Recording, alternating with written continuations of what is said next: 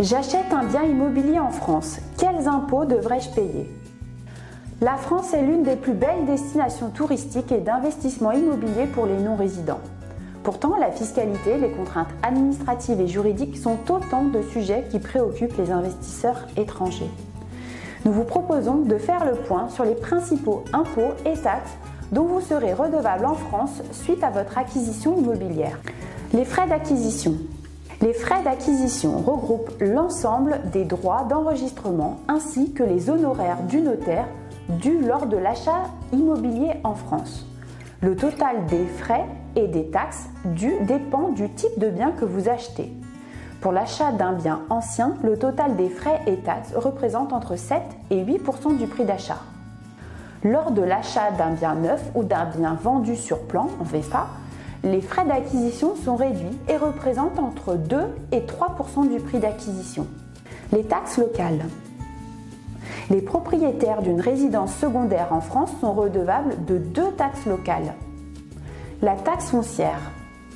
Cette taxe annuelle est due par les propriétaires de biens bâtis ou non bâtis, comme des terrains par exemple.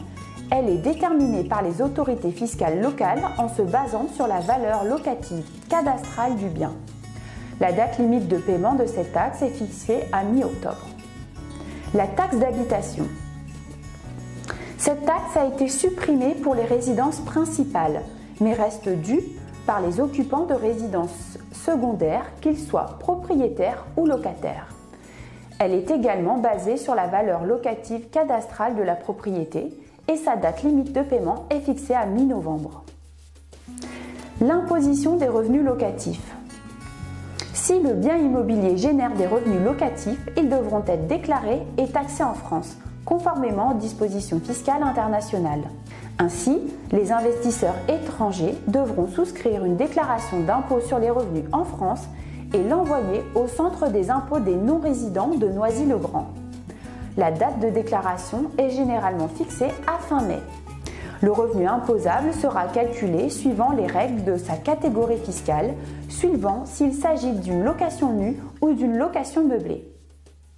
Les personnes domiciliées hors de France sont alors soumises à un taux minimum d'imposition de 20%, auquel s'ajoutent les taxes sociales CSG, CRDS de 17,2%.